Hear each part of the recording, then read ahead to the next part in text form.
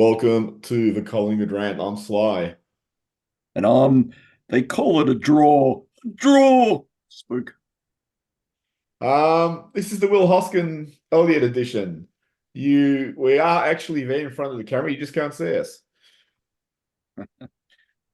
I think I saw him move. He's apparently he's off to the Olympics this year in the championship statue competition. Do you There's a hear guy from that? Burke Street that's going up against him. Do you hear that, Spook? Is it the sound of Hoskin Elliott getting a position? No. Just listen. You hear it? No. It's the sound of no one saying "I told you so" this week.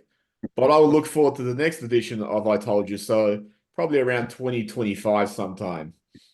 Only if he's true to form.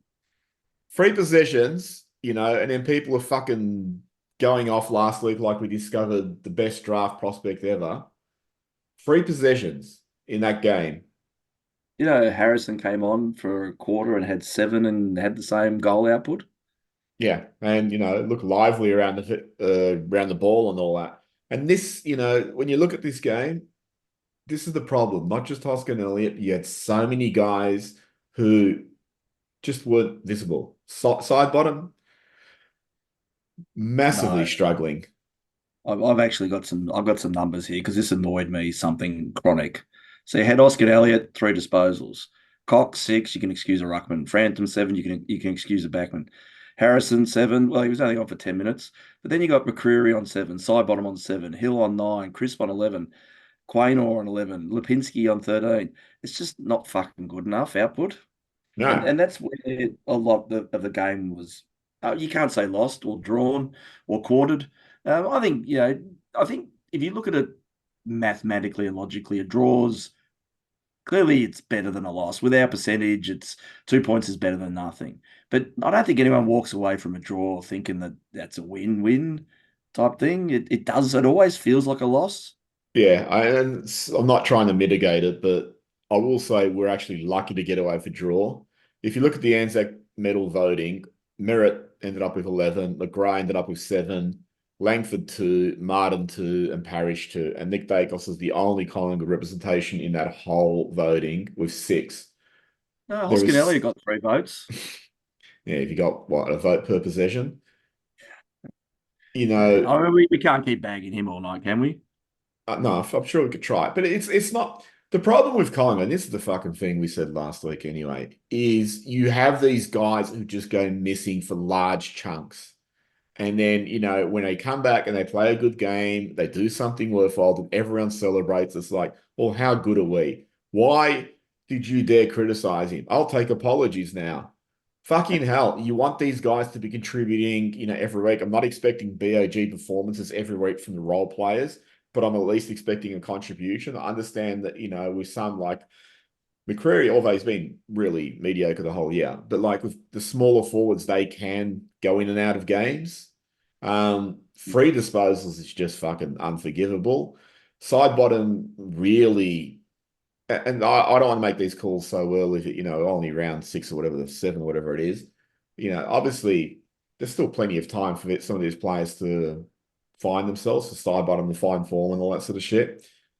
But you cannot, turn up week in, week out and have so many non-contributors or have so many guys with big question marks over whether they're going to produce anything today.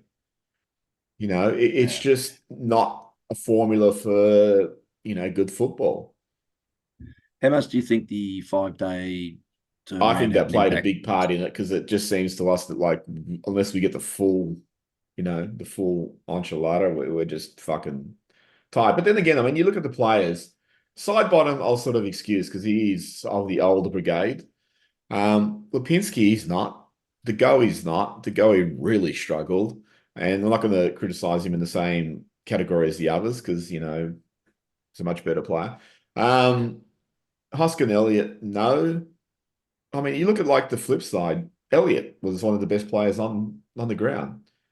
My check for us, that Yeah, is. My after you wrote him off last year, he's had a really good year so far. Yeah, I mean, someone said he can't jump anymore or anything. So uh, uh, your powers are extraordinary. I'll My say check, this. There's some complete dickheads out there on the internet. Yeah, my check really was, probably our best player. So you had older players. Pendlebury, I thought was, I mean, I don't think we're ever going to see Pendlebury from 6, 7 years ago, but I thought he was a pretty solid contributor throughout, and he tried to create. So some of the older players, they contributed. Hmm. I mean, I can understand Hoskins Elliott would be tired because he did play a whole 15 minutes last week. So backing that up on Anzac Day wouldn't have been easy for him. Lipinski, kicked his 4 goals and then bang, just gone. Um, Kicked himself in the ass. Yeah, it's you got to say, I think we talked a little bit about this during the week.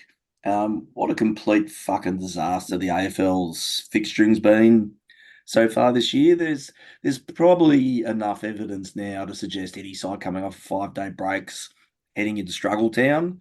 It's yeah. not a good spectacle for the game if this is what they're going to do.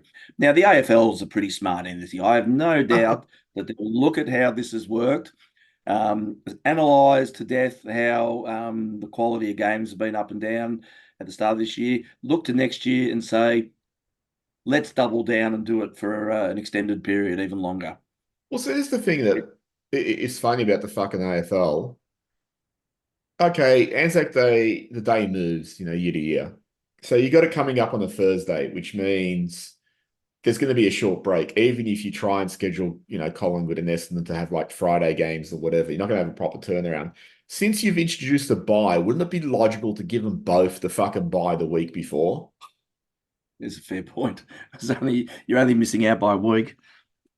It's just, it just really is fucking ridiculous. I'm so sick of this competition, how incompetently it's run, and you're seeing that in the tribunal with fucking, like the sling tackles and who's getting what. Nobody knows anymore. Was it Taylor Walker? I can't remember who it was, but one of the players actually just came out and interview goes, we don't know what's what.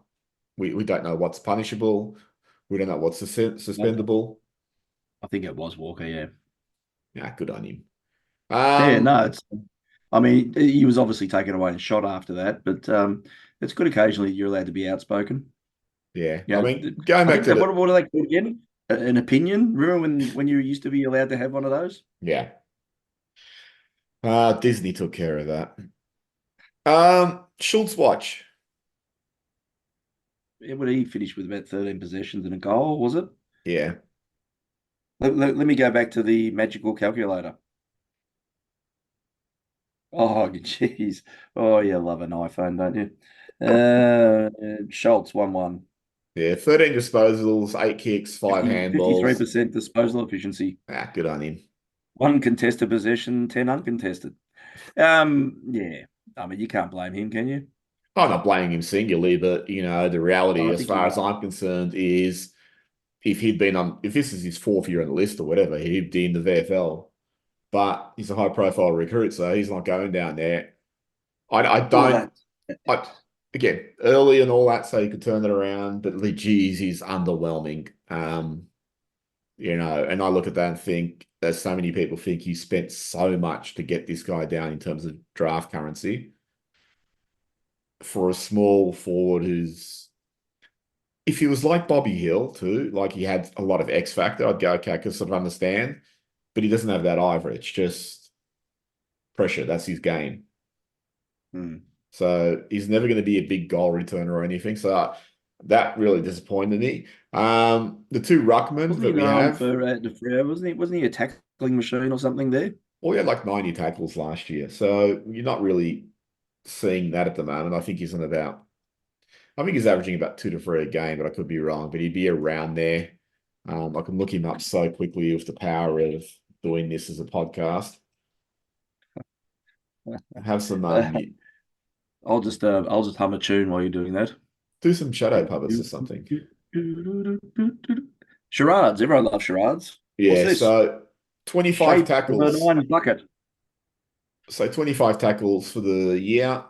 He's on 3.6 per game. He's had 8 goals, so he's averaging 1.1 goal a game. He's averaging 6 kicks and 5 handballs, 11 disposals. Hmm. So, and like I'm not blaming him single, I'm just saying he's really underwhelming, and I don't know how much introducing him has upset the dynamics down there. I do think like the one thing I was thinking about when I was watching the game was, I would rather have a Ginnivan down there who might manufacture a goal out of nothing rather than the guy who's ping-ponging around trying to get a tackle. Yeah. Yeah. Well, you know, he won't be things won't be tracking well when the club does a video on him giving soup to people. Well, I thought a lot of this game too. Oh, not I thought. I mean, it's fucking evident. They lost it in clearances. Oh fuck, that was smashed. Yeah, and I think I like mean, what it's telling just to backtrack for a minute that you went in last week up against Rosie Butters and Horn Francis, and you felt like that was going to be a big challenge, and they come out on top of that. And Essendon's got a pretty reasonable midfield, but to get decimated that badly, that was bad. Well, I mean, my thought was, and I spoke to someone else who sort of disagreed, but my thought was Cameron rucked like Grundy. They engaged him in wrestling, and instead of trying to sort of go, well, I can't wrestle because I'm just getting, I'm just getting mauled here. He just kept wrestling, and when he got hands to it, he just didn't put it anywhere effective, Mm. and opposition just kept waltzing away with it. Cox seemed to like actually worry Goldstein to some extent. That Goldstein decided I've got to wrestle him and actually gave away a few frees to Cox, which Cox usually doesn't get. So it tells you how bad Goldstein was panicking that Cox would actually get a free. And then from that, the only guy in the midfield who actually did anything was Nick Dacos. And again, third year kid, you expect him to pick up the whole midfield, De Goey, Pendles, side bottom, Josh, Mitchell, and all that. You had these other guys. I don't understand why. I mean, I sort of do to an extent, but I don't get why McRae, the coach, wouldn't actually just go, we're getting killed that much. Let me just break it up. I'll throw McCreary in there. I'll throw Quainer in. I'll just fucking do something different even throw Schultz in there. I'll just try and break it up a little bit because we are not winning this. And surely you should have been able to tell that that was just going to be the routine for the day. I found it extremely baffling why you had a bloke who put his head over the ball a fair bit, and Mitchell being subbed off Oh, that for was the other Harrison to one. come on, and you had fucking side bottom waltz around doing nothing. He's the obvious one you would have taken off. But yeah, that was a strange one. Yeah, so I actually had that in Yeah, my you get notes. smashed in the clearances. You want to get rid of Mitchell. Yeah, I had that in my notes. It's like, why? I mean, it wasn't just, it wasn't just side bottom. You could have got rid of McCreary. You could have even got rid of Quainer, who's been really, really underwhelming this year too. Um, Yeah, what the fuck's going on there? was he missing Ginnivan that much that it's just like, well, I think I want to go to Hawthorn now too. But there were a number of options that they could have played. I mean, they could have got rid of Hoskin Elliott. Hoskin Elliott, this whole thing that, hey, let's keep him on in case there's an injury, and that way we can throw him wherever he needs to go. It has provided him an invulnerability that you usually see in fucking role-playing games when you find a ring in the treasure chest and they're trying to work out what its power is. That's what Hoskin Elliott has just from this utility Swiss Army knife label. Well, I think as a role player, his role this week was corpse. Crisp, another one. I mean, not to sub him off, but another one who is just totally. He's played half a good game. It was when he came on the sub. Do you think that we're just a little bit caught up in this consecutive games record thing? People are scared to drop him. I don't think it's. I mean, you go to the other side of it. Who do you bring up? I mean, I have a few in front of Well, him. I mean that's the problem with anyone that we're bagging tonight. Oh, about Sorry, constructively criticising. yeah. Oh, look, I mean, Crisp is. He hasn't gone Hoskin Elliott territory where he's just had sort of Bermuda Triangle figures, um, or Bermuda Triangle just sort of disappeared. He's just been really mediocre. So I mean, on the list of people you drop, McCreary would be up there. I would have had Schultz up there, side bottom up there before Crisp, and some of them obviously tactically, like Quainer. It's like if you drop him, who do you bring in? You bring in Markov and have a backline of Markov and Noble. Geez, that will inspire a lot of confidence. Um, and then you get up. I mean, you sort of have so much dysfunction going on at the moment. It's like we don't know how much the shit fixturing has contributed to them being ineffectual or to them having these sort of flat spots. But It's got to be weighing. I mean, we got an aging list. These short turnarounds aren't great. I read somewhere this week that on Brisbane had a 5 day turnaround. They got smashed by the GWS, I think, Yeah, wasn't it? yeah. Something like that. But they said that their training this week was borderline nil Well, I mean, it's because interesting of because turnaround. Ross Lyon before the Bulldogs game, or it might have been after the Bulldogs game. Before the Bulldogs game, he actually said, "I'm not quite sure what we're going to see tonight," and he blamed it on he had a 6 and a 5 day turnaround. And then in the press conference, he was talking about it. He goes, "It's not just the rest and recovery. It's just," he goes, "just when you have that shorter turnaround, you can't train. You can't get touched on the ball and all that sort of stuff." He goes, "So the whole routine's disrupted." Um, so, you look at that and you just sort of think, well, maybe because of the way this fixture has floated so fucking insanely over the course of the year, like because they love playing their Thursday games there. I mean, you're getting Wednesday games now. You're flinging people all over the country. I mean, the Bulldogs Saints one, that was criminal. They had the Saints play interstate against Adelaide and then have them come back within 5 days to play another game. You would have thought you'd give them a bigger break. Um, but of course, if you complain about it, like people just go, "Oh, stop whinging." But you don't know cumulatively how much it's really impacting the players. Yeah. I mean, you can only speculate, but it's surely a certainty that But I mean, it's on the flip side, then having if a that's detrimental effect on some. yeah, I mean, on the flip side, then if that's the case, why isn't McRae the coach? Why isn't he rotating more players? I mean, he's sort of given guys a game off and all that, but you look at what Harrison did in the biggest home and away fixture we have. He came on, he absorbed the pressure, he did some really nice things, he kicked a really pivotal goal. Why aren't you playing Finley McRae in that way? Why aren't you playing? I mean, not as a sub, but I mean, like, why don't you give him the chance to fucking show his wares in the biggest stage and give him a good Yeah, run at it? it's McInnes, whoever the funny. fuck else is there.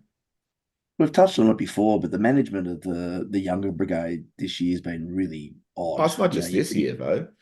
you bring oh well last year as well, but I think you can see last year that you really hedging your bets with the aging list, and that's where the success was going to come from, and ultimately was right.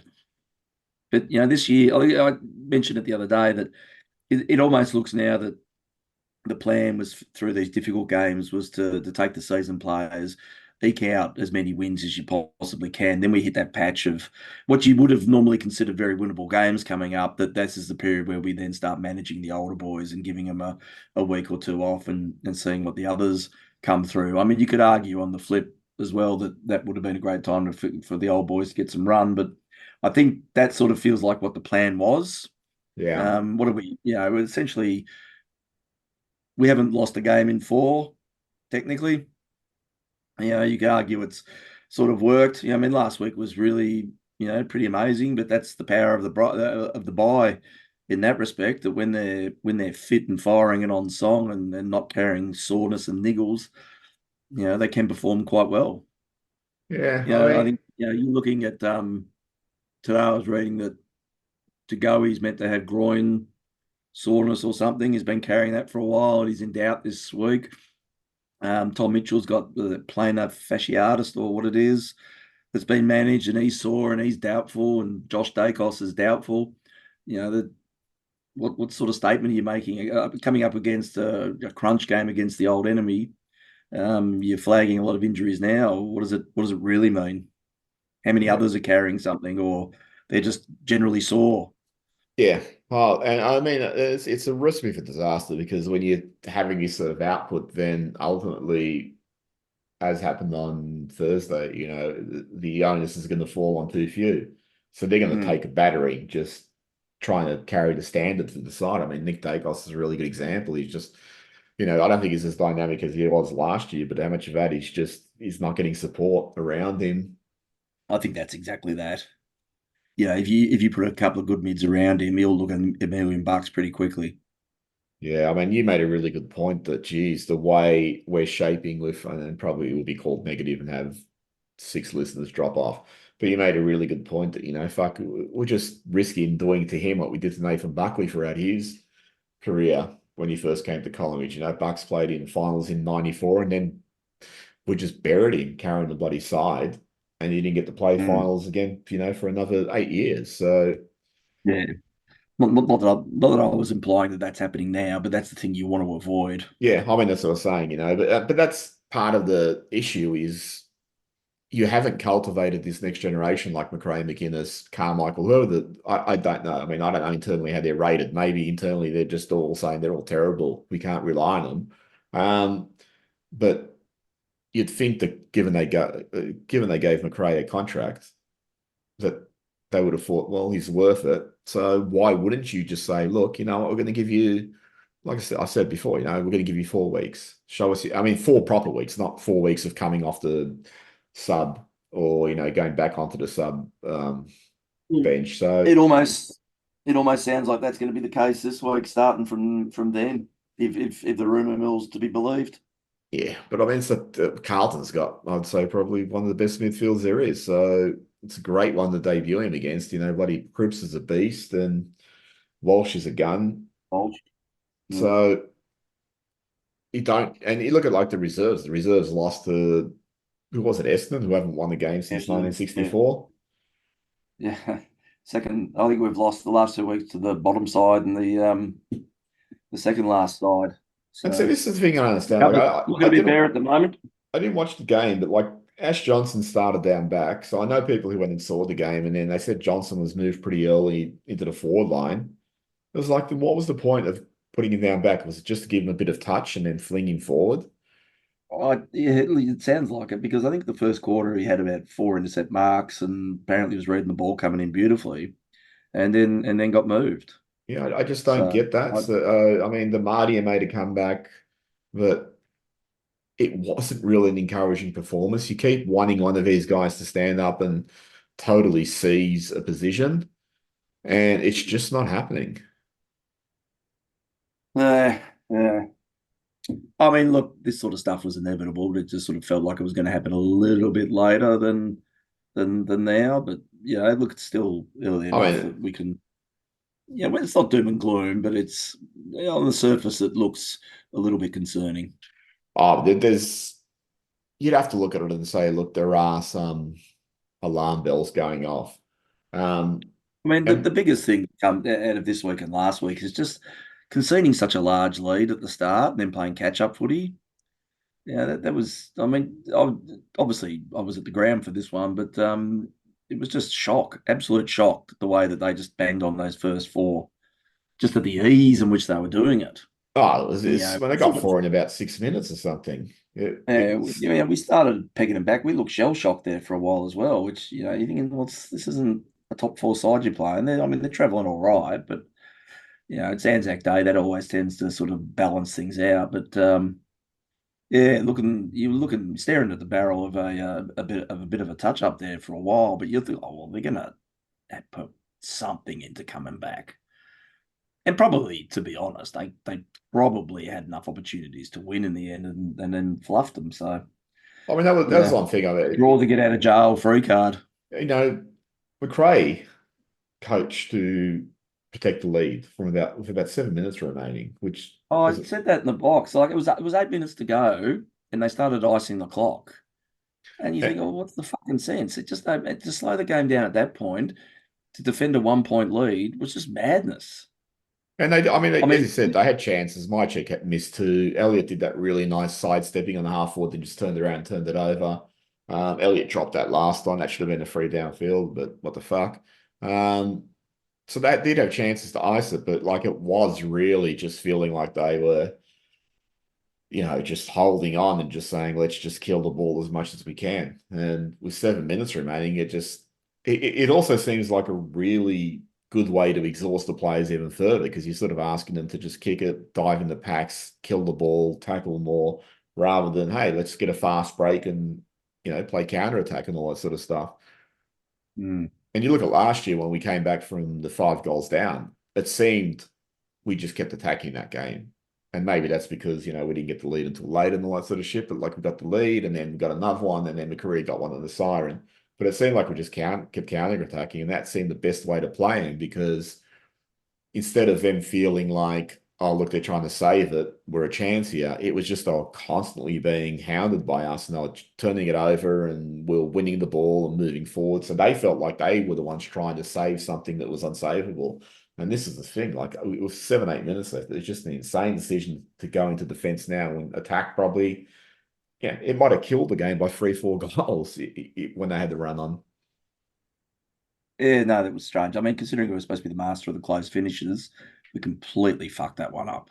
Well, that's the thing. Yeah, I actually, yeah, I have that in down in terms my, of going too early. yeah, I'm gonna have that down in my notes. So we're meant to be the master of the close finishes. We didn't overrun the Saints, and we didn't beat Essendon. So they're the only two close games we've really had. So you look at that and Mm. you sort of think, well, again, why is that happening? Why aren't they showing the same? I mean, maybe it's not even the fucking players. Maybe the coaches box. They've changed all the line coaches and all that. So maybe the formula, the dynamics, the synergy is just not working the way it should work and imparting that to the players.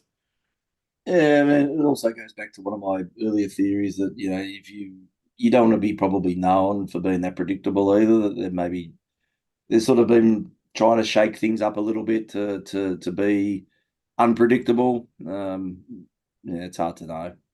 Yeah, with the predictability, I mean, you won the flag. So obviously you're unpredictable enough that you're dominating. I know they're constantly trying to adjust to what they see as opposition adjusting to them. But I would have thought that just for now, you just go, you know what, let's just see how far this goes. Hmm. And I don't know how being an assistant coach works, but I would have thought, fuck, geez, really? If it's not going that well, maybe you can just change it at the first buy and, swap a couple of them around and see what happens. But the Yeah, re that's another odd one too. I think you mentioned that about at that point there's a point to the game where if it's not working, you shift a couple blokes around. It just really happens. I think they're so entrenched in the process that they just stick unwavering to it. You would think logically that you'd have a slight plan B up your sleeve that if things aren't going the way that you'd like to go and you're not controlling it the way that you'd like to control it, then you do have an alternative that you can fall back on. You may not necessarily always need to use it, but there's an alternative there. But we seem fairly unwavering with our approach Oh, to well, as far these as this games. game goes, I really felt that we lost this tactically. I just thought we made the wrong decisions. We subbed the wrong guy off.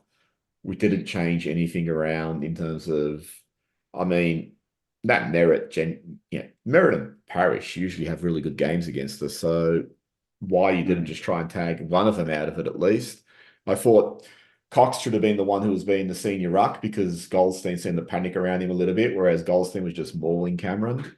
Um, I felt that, like there was a lot of sort of so-so decisions that they made thinking it would click. And instead of trying to get something going, and it really just felt like a game that petered out to, I mean, from our perspective, like it went exactly pretty much where you'd expect it to have gone. I mean, they should have won anyway, because they should have got that last goal. Yeah, I'm thankful they didn't. Yeah, it was I mean it's I was looking straight down on that. Like I couldn't look at that point. I thought, Langford kicked four up to that point. From that closer distance and not that bad of an angle, he And should have he's, just stopped it straight through, but he miskicked it. And instead of thinking, well, me up the other end missed those two, and really they were probably pretty gettable. And he fucking skewed all over the place. You sort of think, oh, is it fatigue, or at this point, are you borderline cramping, your legs not responding the way you want it to be? Then if that's the case, it's sort of clearly impacted too. yeah, look, I don't know. I mean, going back to also the start of the game, my concern, which I've had a lot since, the last couple of years, is just the way we surrender goals at times, just surrender them in clumps. And they kicked what it was, 4-0, and then we got one, and then they got another one. I mean, it's Mm. like last year, you look at that Adelaide game at the MCG where we were up and you think this should be a comfortable win. And then Adelaide gets the 2 goals up because they kick a stream of goals. I said this previously. You look at games like in 2022, they're really all these great comebacks. But then you know what? Go examine these games a bit further. Why do you need to come back against North Melbourne? They're fucking wooden spooners. Why were you 5 goals down? Why did you need to come back against Hawthorn in 2022?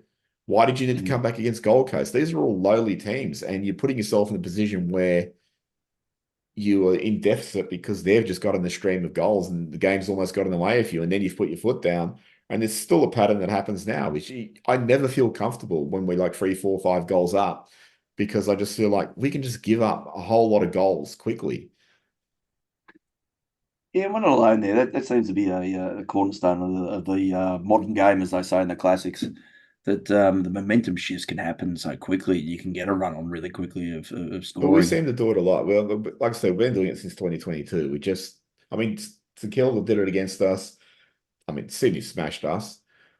GWS got in front. Every game has had that pattern of just us giving up a lot of goals. I mean, even the Brisbane game, we were like, first quarter we killed them, the second quarter they killed us. So the whole year is just continued this methodology of just surrendering goals in quick clumps and then having to find, the wherewithal to come back. Anyway, I mean, this game, fuck it. The first one, the first Anzac Day was a draw. This one was a draw. Maybe we should just end Anzac Day games, Collingwood, Essendon. What do you think? It's the perfect bookmark now. Let's give it to Yeah, someone else. yep. Give it to, I don't know, Bulldogs, GWS in GWS. the north. Yeah, North. Um, Carlton this week. What's your Oh, feelings? oh joy. Well, I said if De Goey, Mitchell, and Josh don't get up, I don't think we're much of a chance. Carlton's they got deficiencies in defence, but that's not where they're going to win the game from. They just got that ripper midfield, and they've got a fucking potent forward line. That's going to be hard to stop.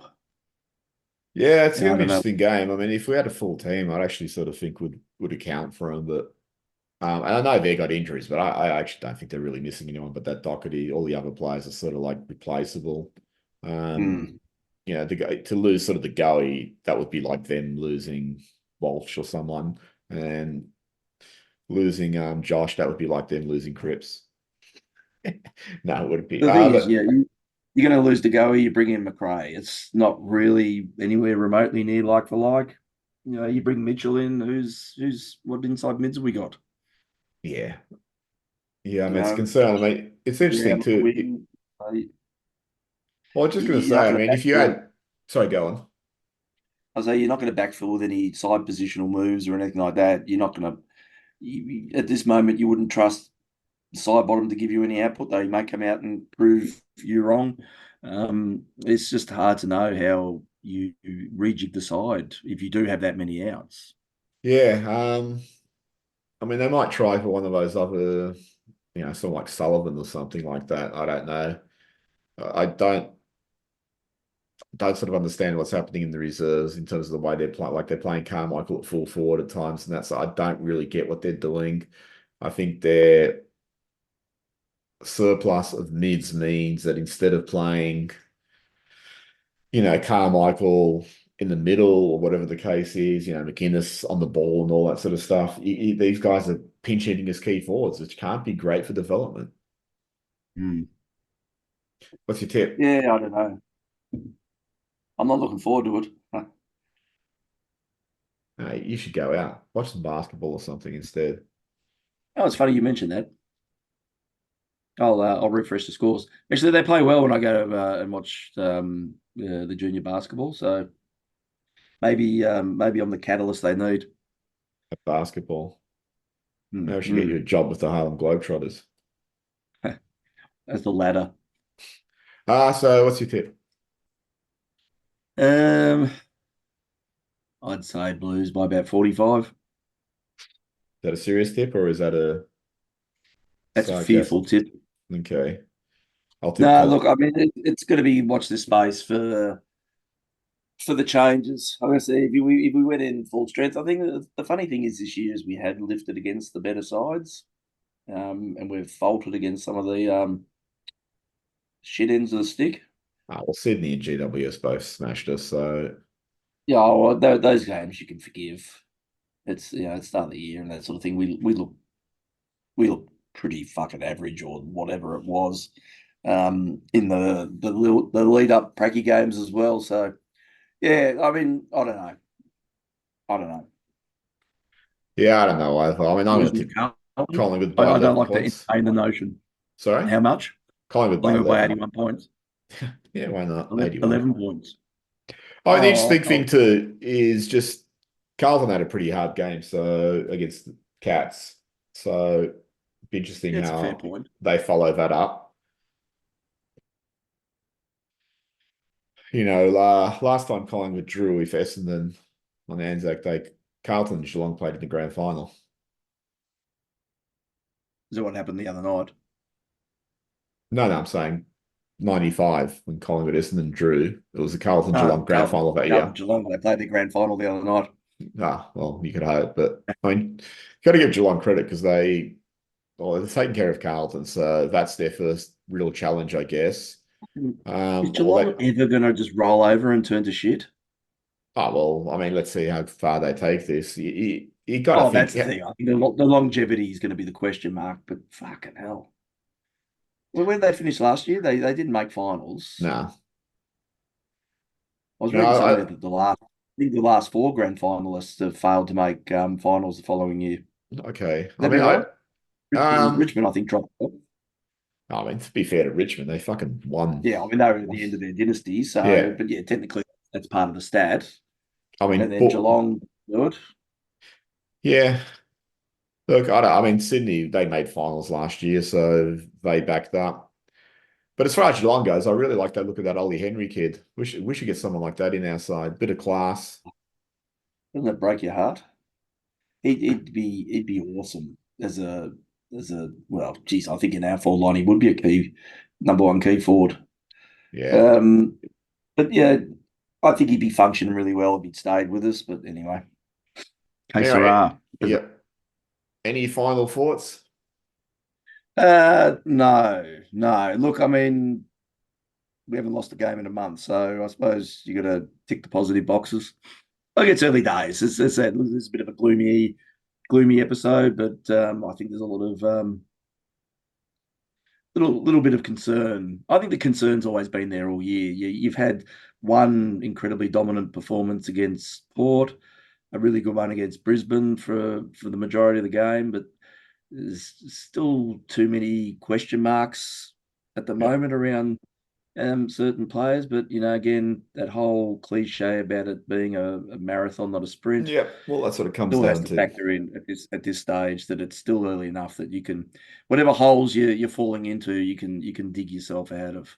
I'd love to see some cultivation of some of the youth over the next month or Yeah, two that at would be least. good.